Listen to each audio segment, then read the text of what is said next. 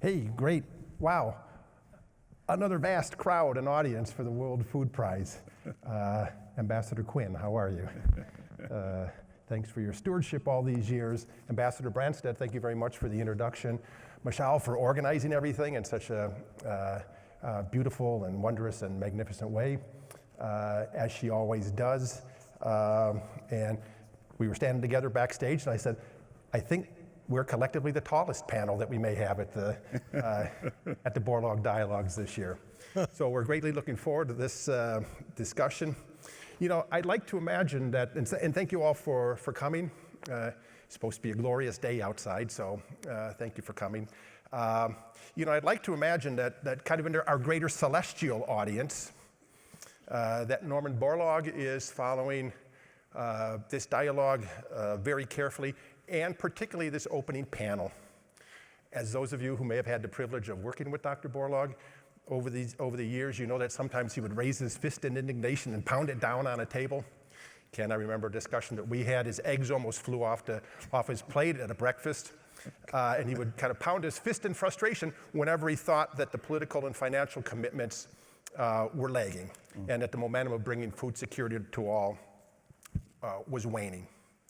So this morning, we're honored and delighted to welcome Ajay Banga, the president of the World Bank Group, and Adesina, the president of the African Development Bank Group. Akin, a longtime friend of the World Food Prize and Laureate. So welcome, Ajay.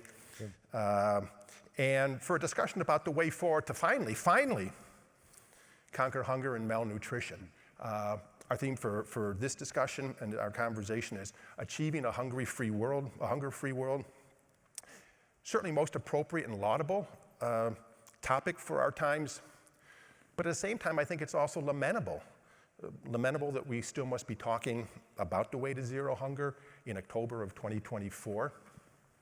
Shouldn't we be there already? More than 50 years after Dr. Borlaug won a Nobel Peace Prize, and 15 years after his death, hunger and malnutrition, such medieval suffering, continues to abide and persist in our world today. And as we speak, in some places, it's getting worse and more problematic. And I think it's important that we remember Dr. Borlaug's words when he accepted a Nobel Peace Prize back in 1970, for they're quite prophetic and haunting. He warned about complacency setting in, about allowing the ebb tide to slow and reverse progress. And he said, we will be guilty of criminal negligence without extenuation if we permit future famines. So in essence, if we allow hunger and malnutrition to abide. Humanity, he added, cannot tolerate that guilt. Well, here we gather, collectively stooped, I think, from the burden of hunger and malnutrition still plaguing our world. This road to a hunger-free world is more fraught than ever, as these two gentlemen know very well. The challenges greater even than those of the Green Revolution, I think. For so many of these challenges are intertwined and converging. And it is the world's farmers who find themselves smack dab in the middle at the nexus of all of this, and particularly the challenge to produce more food, more nutritious food, to nourish an ever more populous and prosperous population. That's complicated by changes to our climate and other environmental threats, to farming's natural allies that make this task even more daunting. We, and particularly the world's farmers, are facing a great collision of humanity's two supreme imperatives. Nourish the world, that's one relentless imperative, has to happen, and protect, preserve, heal the planet from the very actions of nourishing us. So in reporting my new book, Against the Grain, I met farmers from around the globe, particularly smallholder, indigenous, and family farmers who are increasingly seeing their agriculture turn on itself. They find themselves standing astride degraded fields, depleted soils, dwindling water sources, disappearing forests, fleeing pollinators, shrinking biodiversity, the rains ever more mercurial, their temperatures ever hotter. Out of their desperation, facing the malnutrition of their children and also their soils, they're questioning the orthodoxy of modern agriculture practices and beginning to farm against the grain, as it were, through their actions to nourish their families and communities and to heal their land and environments. They're forging the way to transform our global agriculture system. So here on stage, we have two leaders who can provide immense assistance to this transformation. So let us begin. Oh, and by the way, since we're here in Des Moines and in the great Midwest, the plain-speaking Midwest, I'm from Northern Illinois, I went to the University of Iowa. We don't stand on ceremony. So we've agreed to keep our discussion conversational and informal and on a first-name basis. So, Ajay and Akin. Hi, Roger. As leaders of the world's two premier development and poverty reduction institutions, how do you see the landscape of these multitude of intertwined challenges? A true Gordian knot, if ever there was one, that hangs over us. So before we zoom in on agriculture, what would be some of the components of the response that your institutions are considering or already implementing that kind of set the framework and would complement the benefit of food security and nutrition going forward? So Ajay, we'll start with you. You want me to go first? Yes, please. Age before beauty? Exactly, yes. However you determine it, right? That's your comment, right? Yeah, well, thank you all for having me, and thank you. It's actually a pleasure to be here with Akin. We were just talking last evening at dinner that I wish we'd become partners 5 years earlier, and we would have been able to do a few more things together. We're already working on something quite interesting that's part of the answer to this question.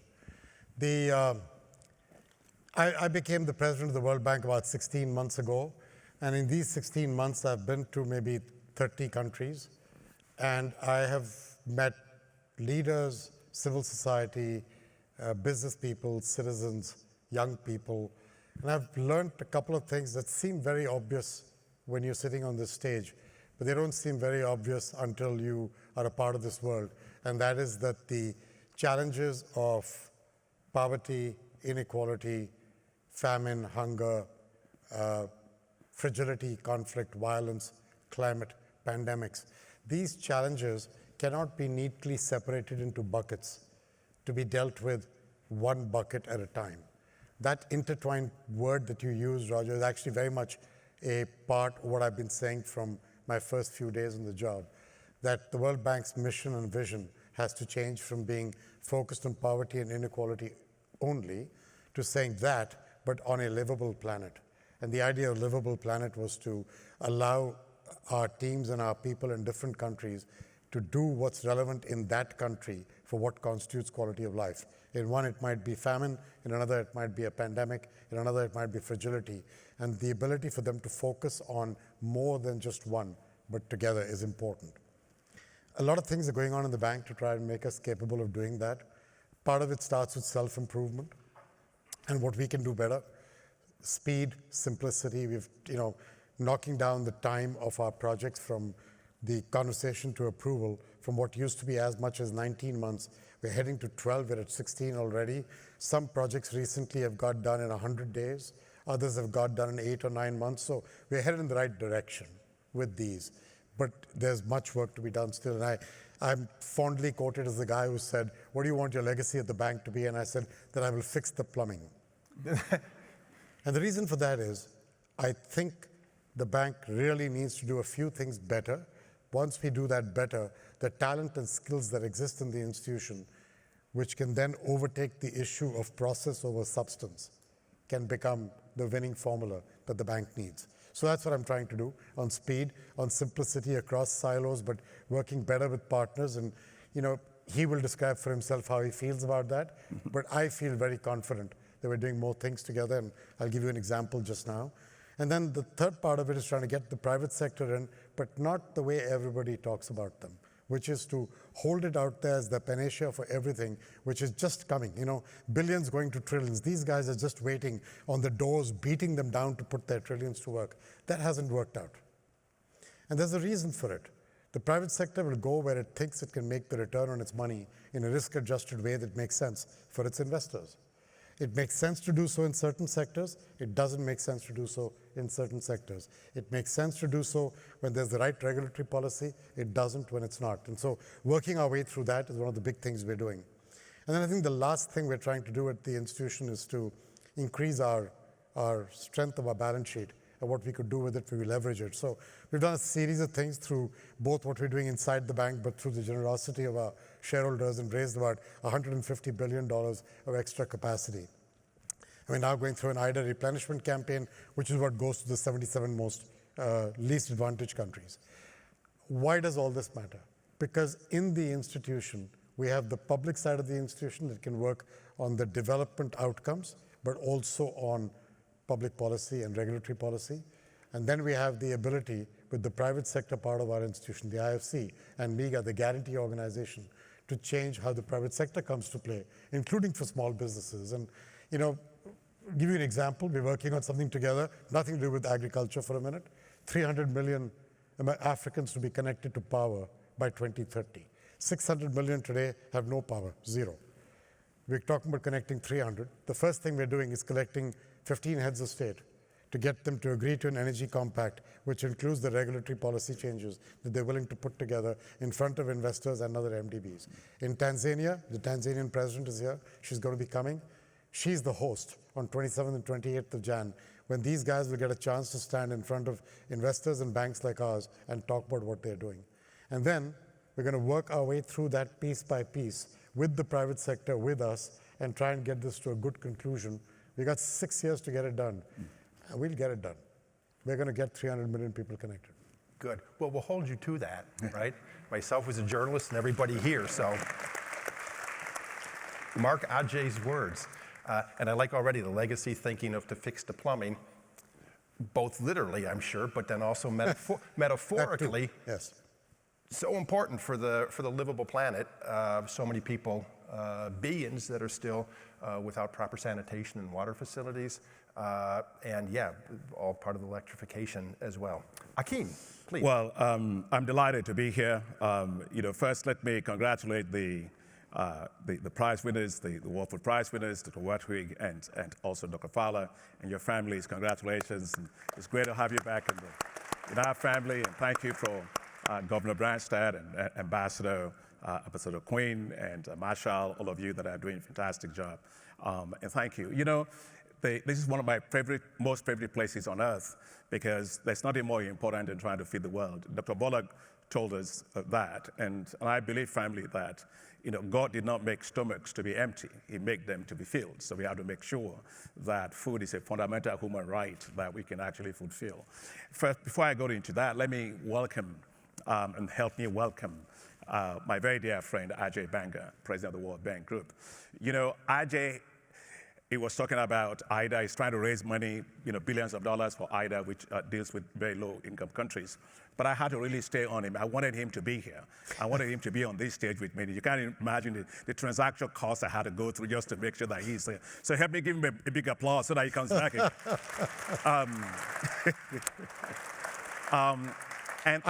Look at my transactional costs. I had to put up with him. But the plumbing that he was talking about has, in fact, metaphorically, a very significant thing. When the CGIAR was going to be set up, there was a guy at the World Bank whose name was Bob McNamara. Bob McNamara, Lower Harding at Purdue University, he was just be then at Ford Foundation. And they said, find me the high quality seeds that can actually raise productivity. Then I find you the money that is coming from the president of the World Bank. And that was how the Green Revolution started. That was how all of the CGI work started and so on. And so I'm hoping that with the plumbing that Ajay is doing, it's going to actually come back and give more money. In fact, there's a photograph, I wish I had it, of Bob McNamara actually holding a watering can, and it was actually pouring dollars on the rice crop. And so, Ajay, when your plumbing is done, I want those dollars pouring, and we can do more in the world. See, this is what I mean by transaction costs. But to your question, it's a very serious question. In our world today, we have 712 million people that are still living in extreme poverty, as Ajay was going to say. And unfortunately, in Africa, we have 3/4 of those being in Africa. Now, don't get me wrong, a lot of progress has been made, Roger, over time. In fact, the number of people, percentage of the people globally that are actually in extreme poverty has gone down, from probably half from when it was in 2010 to 2019. But after COVID, it just went back up again. So Ajay mentioned the old issue of COVID, climate, debt, geopolitical risk, and high inflation has actually made many more people to turn into poverty. And the amount of resources that we need has gone up astronomically. I mean, Antonio Guterres, the United Nations Secretary General, was talking recently. He said we need now $4 trillion to be able to meet the SDGs. Each year. Yeah, each year, per year, right. And then in Africa, it's $1.3 trillion per year. And so really our task and our responsibility, Ajay, myself, and others, is how do we find the resources in a world in which concessional financing is plummeting to be able to deal with the issue he mentioned, energy, food, water, sanitation, financial inclusion, all the things that we need to do.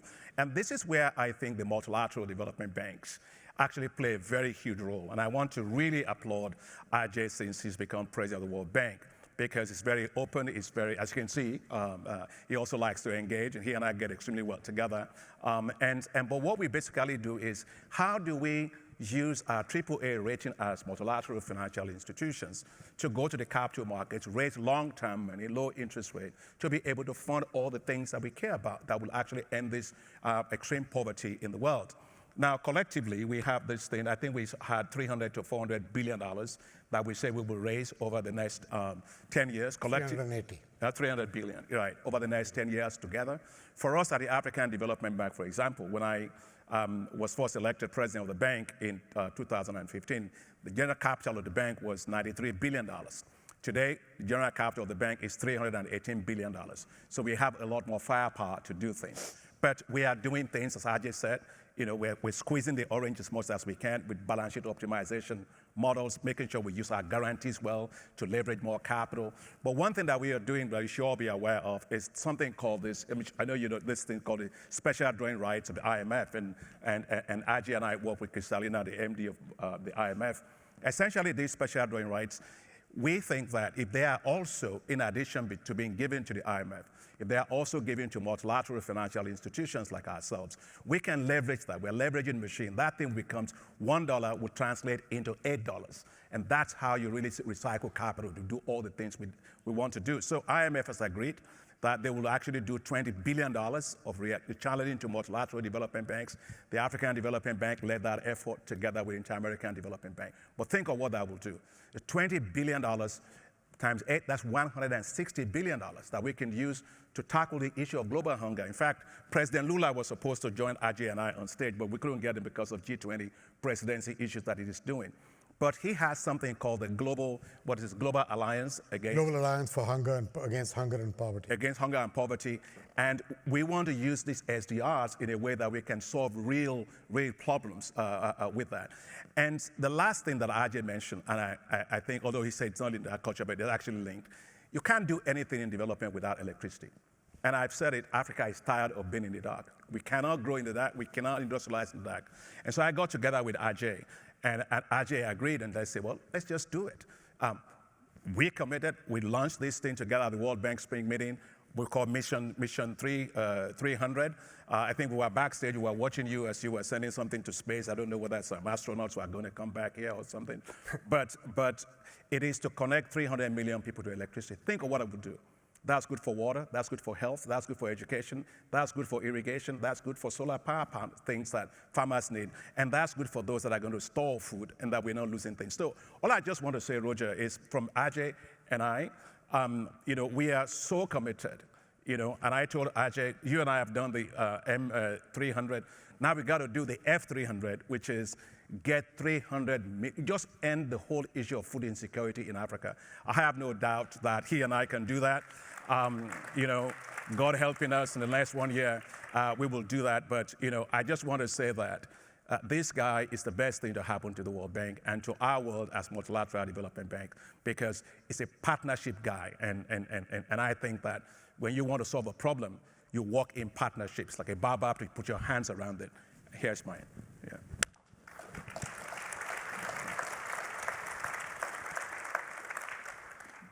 That's the money shot for the photographers out there, right? I suspected there were some machinations between these two pairing up on stage. I was kind of the end stage of that, so well done that you... This is the Barnum and Bailey show. Yes, that's... I know that you guys, talk all the time. And that electrification, issue. I mean, as I'm sure you've also done, and many of the people here, have been with so many farmers that are desperate for the electricity, and Akin, as you mentioned, the various benefits that has for them, in their lives. But I've also been to plenty of them that they may have the electricity pole outside their house or on their pathway. The wires are there, maybe going to the shops or a school, but they themselves are not connected to it because of the cost, and one of the connection, and two, the cost of paying for the electricity, which then brings us then, again to the farmers and the importance of their livelihoods and increasing, their incomes and access to markets and things. And this complex matrix of all these global challenges, are probably perhaps most acutely felt at the nexus of agriculture and climate change, where the farmers of the world reside.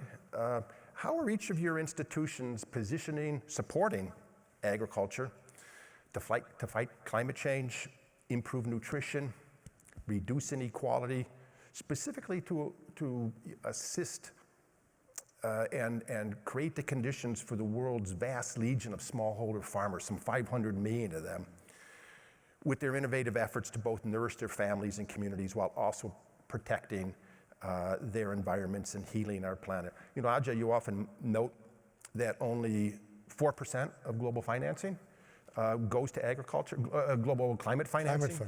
Climate financing goes to agriculture, even though agriculture both significantly contributes to emissions and greatly suffers from the subsequent changing climatic conditions. So surely that's one of the things that kind of would need to change with this additional money. So yeah, kind of thinking of the smallholder farmers and what you all can do for them.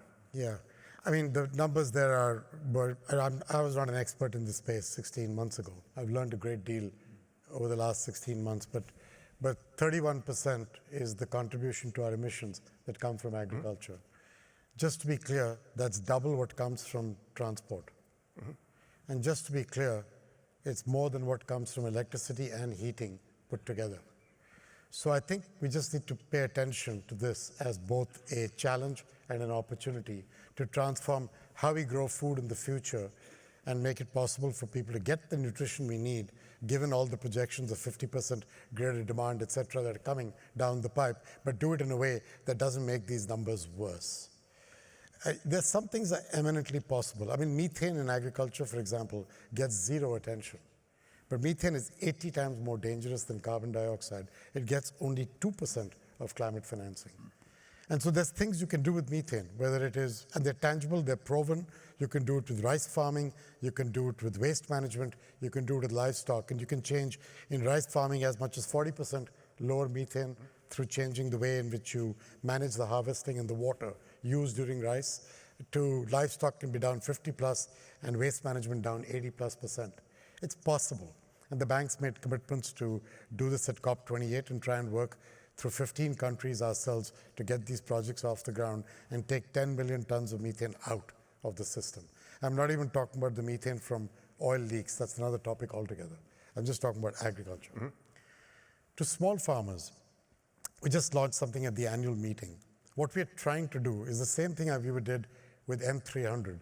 I'm trying to do that with small farmers and trying to see whether the institution working together can help the ecosystem to do better for small farmers. So the public part of our institution, IBRD and IDA and our knowledge bank, can work really well with governments on policy, everything from getting farmers to understand how to meet the produce standards of countries that import food, to irrigation, to land tenure, the like, across. We can combine that with our ability to work with the private sector, because now a number of de-risking instruments have come into play: insurance, credit guarantees, different kinds of instruments that did not exist some years ago. And then the third part of that little puzzle is that reaching small farmers used to be very difficult. Digitization does help, although in Africa, if 600 million people don't have power, digitization doesn't work because you can't charge your phone by connecting your finger to the sun. So we've got to fix that. And one of the things we're doing while we're installing that power connections is every distributed solar facility we put up, I've talked to the cell phone companies. We're going to put cell phone towers in there and connect 300 million people to the internet. At the same time, we connect them to electricity. Separately, I've announced a focus on broadband in Africa. Wait, there's a method to this madness. I may be talking about plumbing, but I'm going to get there.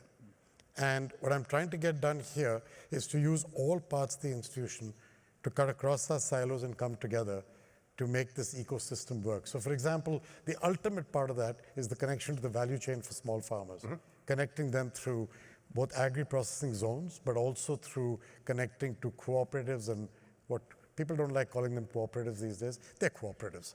It's where small farmers get together to be able to get together to get scale, which otherwise by themselves they don't get access to.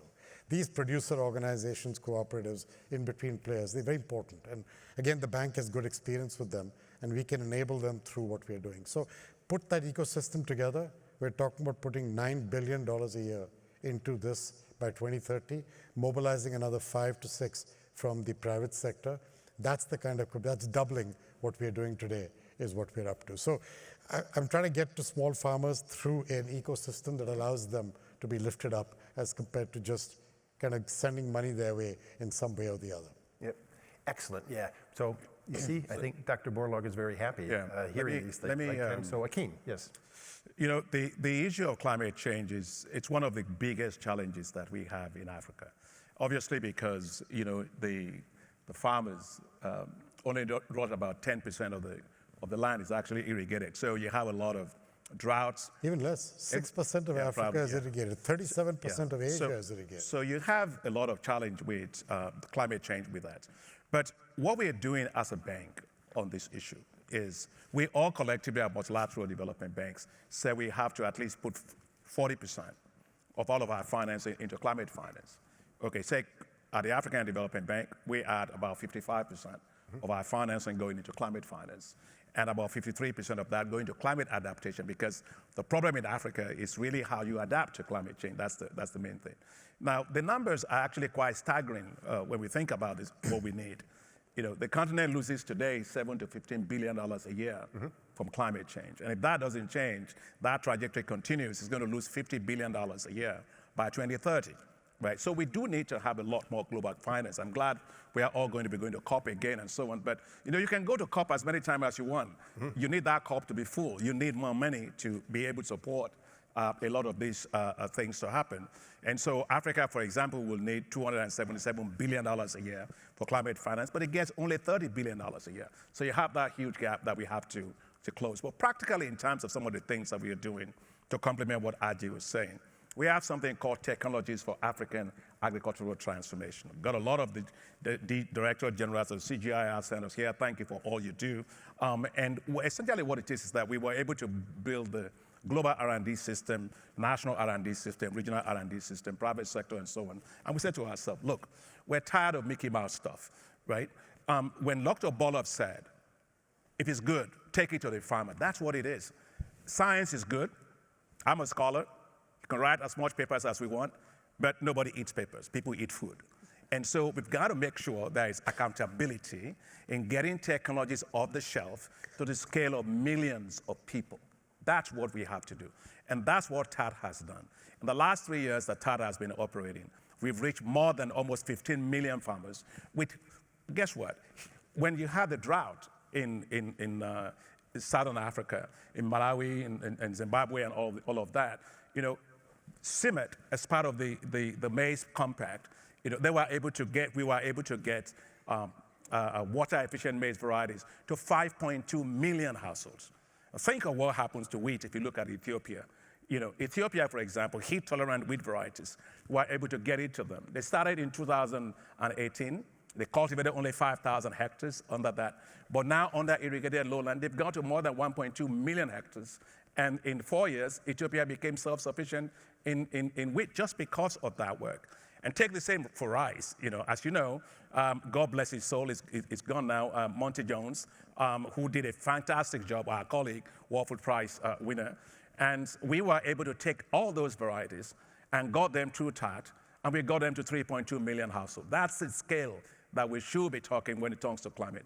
The other thing I want to say about climate is, you know, you have to also insure countries against catastrophic extreme weather patterns. And we have a facility at the bank, at the African Development Bank, that's called Africa Disaster Risk Insurance Facility. So essentially, we pay premiums of the countries to insure themselves against these events. And it works extremely well. It works right now in 16 countries, and we're trying to scale that to $1 billion. The other thing which I think is very important when we think about this issue is also just to make sure that we have in mind the farmer, that herder that is subject to those things. And now, Beth Dunford, my vice president, is there somewhere, and they are working to make sure that we can do that. We have something, I don't know, I know you know IDA process. We have something, the African Development Fund, which is called Climate Action Window. And so we got $429 million that actually just supports climate adaptation. And we do two big things, two of many things. One, provide 20 million farmers in Africa with access to climate information, just like Ajay was saying about digital technologies and all of that. The second one is to also provide 20 million farmers and herders, and you did quite a lot of work in Ethiopia and all of that, with access to weather index insurance for herders and so on. So we really, but the bottom line, what I just want to say is this: we need to scale up significantly climate finance for these poorest countries, and particular for the farmers. We have a role and a responsibility to play as multilateral development banks. I think, Ajay, we, in our viewpoint note, we did $120-something billion collectively, and we are committed to doing even more. But the climate is here. What we have to do for developing countries is support R&D, give them a lot more insurance, and also help our countries to be able to raise more money from the climate investment funds that have a lot of money, but sometimes it's very difficult to get out because it's like trying to get water out of the rock sometimes. I think the really important thing is to focus on this idea of scale and ecosystem. Because, the problem with all these numbers we have is that they're completely inadequate compared to what's needed. And, the World Bank puts, of the multilateral development bank money that's going into climate financing in the emerging markets, we are 60% of the money. And we're 60% after I joined, and I made the target go from 30% of my annual lending to 45, which I said I would do in 2 years. We did it in the first year. But it's a drop in the bucket. And that is why thinking through carefully how to use scale in the ecosystem is going to be really important. Otherwise, these little dribbles of water get lost on dry, parched land. And that's what I'm trying to focus on: scale and ecosystem work. The same thing with those 300 million for power. If we'd just gone and done one country at a time, little things at a time, we wouldn't get to 300 million. Together with the right ecosystem working, regulatory policy, private sector, IMF STRs that she's willing to give for fiscal room for countries, we've got a whole formula here to work our way through. Yeah, exactly. I think that's a great visual or vision that, it's like sprinkling on the dry and parched land, and it either, quickly absorbs or evaporates, as opposed to kind of the steady and substantial rain of money. What drives me to come. crazy is that you can grow food in Uganda, but to send it to Angola, you have to send it by ship to Shanghai to bring it back. All the way back. That makes no sense. Yes. It makes no sense. And this is fixable. Right. But it has to be fixed with an ecosystem view, not these transactional views that we currently take. But let me say that on the point that Ajay raised is absolutely right. If you're in the U.S., you look at the fact that if you're flying with a helicopter, you look down, you have a cold chain. If you look in Africa, you don't see any cold chain. And so the big thing, and I learned this a lot on infrastructure from Ambassador here, Kenneth Quinn, and he told me about his work when he was ambassador in Vietnam, that everywhere where you had infrastructure, where the infrastructure stopped, right, where the poverty actually started and all these things. And so I think we agree that the critical thing to do in Africa now is to set up these special agro-industrial processing zones. These are new zones in which we are creating the density of infrastructure. Energy is one, digital infrastructure is one, logistics is one, irrigation, and to be able to get the food and agricultural businesses to transpose into areas that are already enabled with infrastructure. So for example, what you were saying about cashew, right? Process the cashew right there. We have one that we have in Côte d'Ivoire, for example, you get cashews. Right. If you process them there, you get value-added almost jobs 10 times, actually. in manufacturing. Yeah. So we have that. So We are now actually, Ajay and I are talking about how we scale that up. We've put about $1.6 billion with our partners into special agro-industrial processing zones. But you can imagine if we have these special agro-industrial processing zones, we're laying out the ecosystem, we're laying the energy, the roads, and the logistics systems in it. All of a sudden, you're producing a lot more food, but you're not losing what you're producing. You're actually adding value to it. I think it's a key part of what we're doing. Yep, absolutely. And so thanks for mentioning Dr. Borlaug and saying take it to the farmer. Certainly the science, and the research and the technology, but I also think kind of take it to the farmers, but take heed of the wisdom and the advice and the knowledge of the farmers themselves, because they know their conditions and what needs to be done, and particularly the assaults of the changing climate and the threats to their environment and their natural allies to farming. So I wanted to, kind of in the time that we have left, kind of another looming challenge that I know both is prominent in both of your minds. The looming challenge of the burgeoning numbers of young people around the world, particularly in Africa. I think it's an estimated, 1.2 billion young people will enter the workforce in developing countries in the next 10 years. They represent great potential and promise, but there's also an element of peril if there aren't a matching number of jobs and opportunities for them. So where does agriculture and the rural economy fit into that? So Akin, I know you are known as Africa's optimist in chief. How do you see this playing out? It's a very daunting challenge, and again, numbers that seem to be aligned against us. But you're the optimist in chief. So how does this play out? No, thank you, Roger, for that question. The fact is that when I look at Africa's population, right, people look at it as a problem. I don't look at it at all as a problem.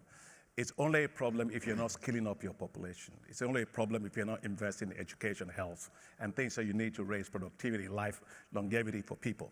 And so, for example, I look at a continent in which we have 70% of our population less than the age of 35. Mm-hmm. And you have a situation, 600 million of them are between the ages of 15 and 35.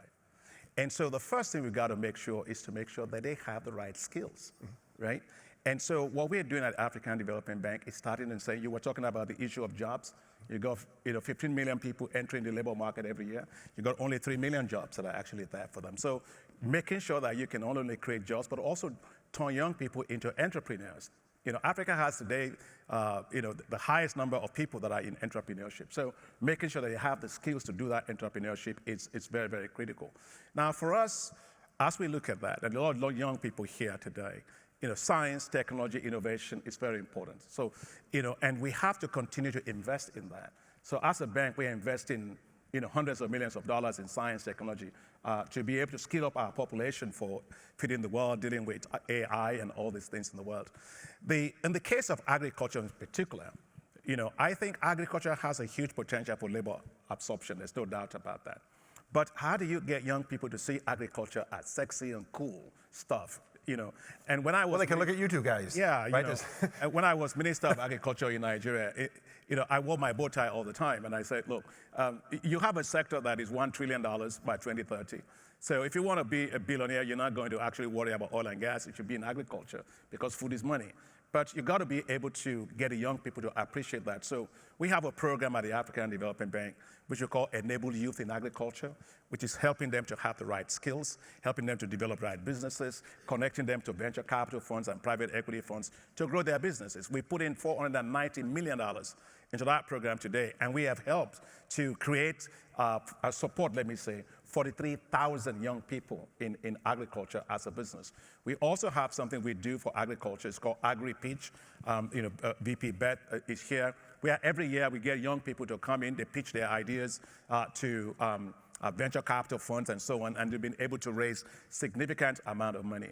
This one I would say, for Africa, I don't believe that the future of Africa's youth lies in the US. I don't believe it lies in Asia or Latin America, anywhere for that matter. It must lie in Africa that is growing well, growing equitably, able to skill up its population, and able to put finance behind the ideas of its young people. It doesn't matter how trained you are, if you don't have capital behind your ideas, you aren't going anywhere. And that's what I decided with our colleagues at the African Development Bank, to start to set up what we call youth entrepreneurship investment banks. Today, we're rolling out almost 10 of them now. They are brand new financial institutions, and all they do is invest in technical assistance, business development services, incubation services, but also put in equity, quasi-equity, and debt, and help the businesses of young people to thrive. I believe that Africa needs to take advantage of that demographic asset, right, and turn it into an economic dividend for itself. If we don't put finance behind the young people of Africa, then it will be the biggest risk that we have ever taken. And therefore, I think the most important thing is put our capital at risk for them. I've never seen a young person that wants to fail, but we keep failing them because we are not allocating resources behind the idea. And I think that's the way in which you turn that demographic advantage into an economic dividend for Africa. Exactly. And great point. They don't want to fail, but we keep failing them. And so, Ajay, we have a couple minutes left. Minute 40. At the annual meetings, I turned the page on what we're doing and said, where's the next 10, 20 years of the bank? And it's all about jobs. I believe that young people are a demographic dividend. If you give them clean air, clean water, healthcare, and education when they're growing up, and when they're grown, they must have a chance to earn and have the dignity and the power of that earning. Because poverty is a state of mind, not just a state of being. And I think that's a very important, deep thing to solve for. And so what we're trying to do is to pivot the bank to say, jobs will be a specific outcome of our work. It is not what happens because we do development and along the way jobs come. And again, we're back to addressing it holistically as an ecosystem. We set up a jobs council run by President Tharman of Singapore and former President Michelle Bachelet of Chile. We got 15 economists, CEOs, NGOs, advising us on specific lighthouse projects we can do to catalyze the most jobs for every dollar. What we're currently focused on for Africa is 6 sectors, and I'll try and do it very quick without explaining them. They're obvious. Infrastructure, agriculture as a business, not just to feed, but as a business. We already talked about that. Responsible, the right kind of tourism. Local value-added manufacturing, both for local consumption, but also regional consumption. I'm not talking about global trade deals that are challenging, but even regional. The whole topic of healthcare and the provision of primary healthcare and what it does for jobs in terms of nursing and medical diagnostics and the like. And that's why we've made a commitment of 1.5 billion people to be reached with primary healthcare by 2030. And then to get all this done, you need electricity, because without that, nothing. Bingo happens. And then you have to figure out how to get the right capital and skills to work for entrepreneurship. And so we've got these 6 pillars, and we're beginning to put money systematically into the 6. We've already been putting a lot of money into these spaces. I'm just trying to direct it into the buckets with the right overall structure and ecosystem so I can get jobs at the other end, not just put up a skilling institute, but a skilling institute that is connected to the private sector of that area so they know what kind of jobs they're generating. That's the curriculum that got taught. That's the kid who comes out of there. They get a certificate that allows them to port that job. I mean, the stuff we should be doing. Thank you.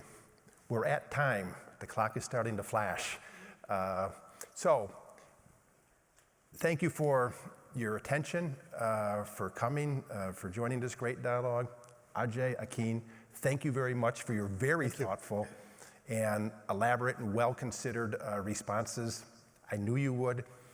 The ones who put all this together knew this would be a great panel. And yeah, Godspeed in all your initiatives, and we'll hold you to this in coming years that we can revive this panel to check in as time goes on. So, big round of applause for Ajay and Akin. And thank you. Thanks.